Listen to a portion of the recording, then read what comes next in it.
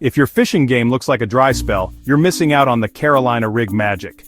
The Carolina rig is a surf fishing game changer, perfect for catching bottom dwellers like flounder, red drum, and speckled trout.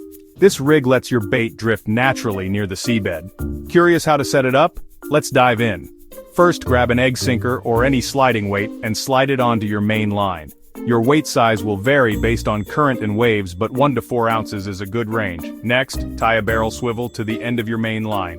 This nifty little piece prevents line twists and stops your weight from sliding further down. Now attach a fluorocarbon leader to the other end of the swivel. Fluorocarbon is less visible underwater, making it perfect for those sneaky fish. Keep your leader between 18 and 36 inches. Finally, tie your hook to the end of the leader. Opt for a 1/0 to 4/0 J-hook or circle hook, depending on your target species and bait. And there you have it. The Carolina rig is simple yet super effective, allowing your bait to move freely and coax those hungry fish into striking.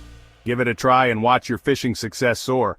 Don't forget to like and subscribe for more fishing tips. Tight lines, everyone.